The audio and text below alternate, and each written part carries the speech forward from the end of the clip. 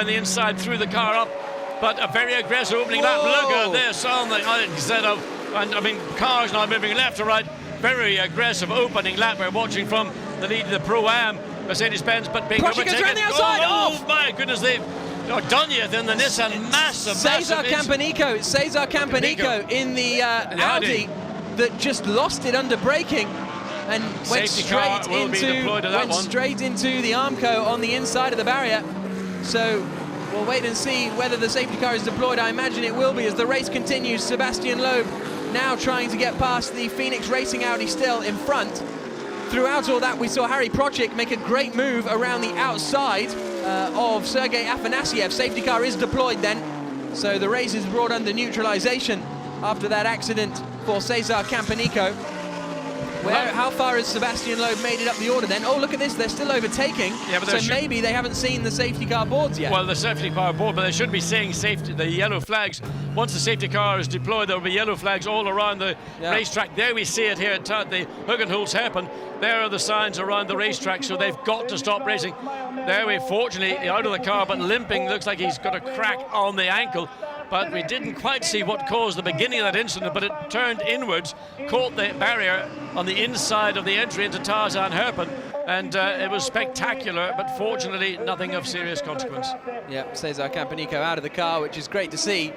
And yeah, it was an incident all by himself, so whether it was a mechanical problem or just lost it under braking, I can't imagine he'd lose under braking. Good driver is Cesar Campanico, but as the safety car is deployed, we'll give you a little run through the order. Max Buch leads then in that #1 Mercedes, second Stefan Otelli, third Edward Sandstrom, fourth is Niki Malnov, all in WRT Audis. Fifth place then is the BMW of Kaka Bueno. Karun Chandok up into sixth place. Afanasiev, Procek and, well, Campanico was third in class. He's not going to be now. Afanasiev and Procek first and second in class. There's Carlos Vieira, Campanico's teammate, walking back to the garage because he knows that he's got nothing left to do today.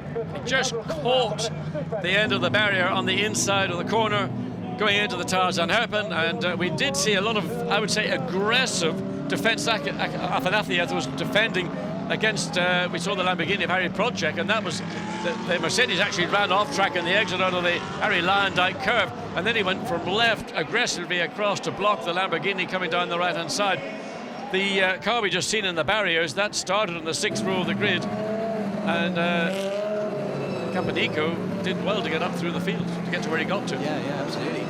So he was running in 8th place. Here we go then, and well, we see Afanasiev runs wide, covers the inside, but whilst that overtake is happening, it's the car behind, it's the McLaren behind these two side by side. It's the Audi behind these two, under braking now.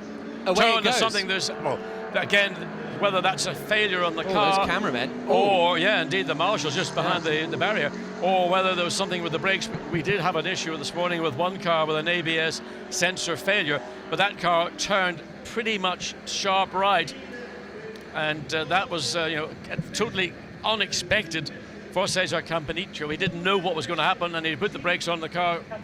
Very unusual to see a car do that in the modern day. With these, all these cars have got ABS brakes on them, and it just looked as if there was a failure of some description. We need to get the further red flag information. has been thrown. Really, well, there must be damage to the barriers at that part of the racetrack that they need to repair to ensure the circuit is in conformity, is safe. We wait to see what the race director is going to issue in terms of a statement as to the reasons why the race has been red flagged. It may just be simply to clear the racetrack of debris, but I suspect that there may be damage on the inside to the barrier. This is from Sebastian Loeb. Yep, Loeb's view, and you can see the car going off just up in front on the run down into the first corner. And Campanico ends up going off into the gravel. Everyone avoids him, which is good news.